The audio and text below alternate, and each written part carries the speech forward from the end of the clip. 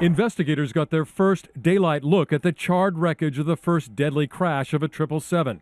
Having recovered the all-important flight data and voice recorders, the National Transportation Safety Board is already gathering clues. A call to initiate a go-around occurred 1.5 seconds before impact.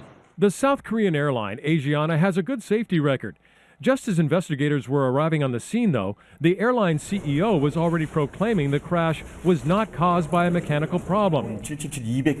From what I know, he said, the 777 aircraft and the Pratt & Whitney engines did not have any problems, and he defended the flight crew as veterans, one with 9,000 flight hours, the other three a combined 10,000 hours. In reality, this crash could have been caused by many factors, machine and human.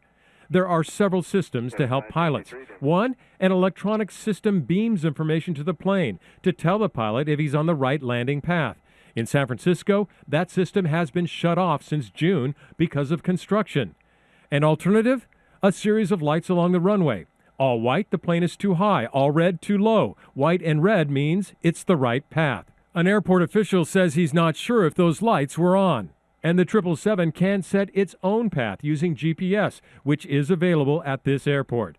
But even if none of those aids is turned on, there is the old-fashioned way, in which a pilot sets the right descent using knowledge and eyesight on a clear day. And perhaps they found themselves too low, too slow as they came in over the water. Maybe there was some depth perception problems that they felt they were too high when actually they were where they needed to be.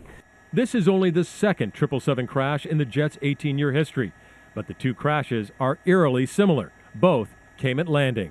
The key information from the NTSB and the black boxes today is that 7 seconds before impact, the pilots called out for more power. And just a second and a half before the crash, there was a call to go around. But it was too late, and the 777 hit the seawall. David? That seawall right here behind me. ABC's David Curley in Washington tonight. David, thank you. I want to bring in ABC's aviation consultant, John Nance, who's been with me since this story broke yesterday. And John, I want to get right to two images that broke late this afternoon. That first image showing the plane so low over the water as it was coming into the runway here. You know this airport well as a pilot yourself. The second image appearing to show that plane beginning to tumble right after that crash landing. What do you see when you look at those new images out?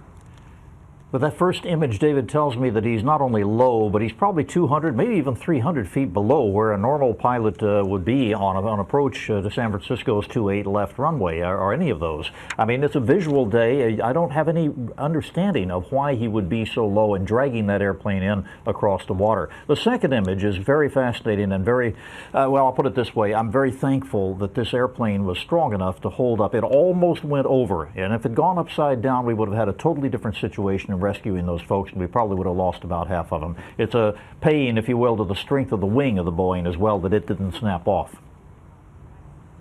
And John, with just a few seconds left, I wanted to get back to what David Curley just reported, that from the cockpit, 7 seconds before the impact, to call for more power, and then 1.5 seconds before the crash, the pilot asking for another go-round here at the airport.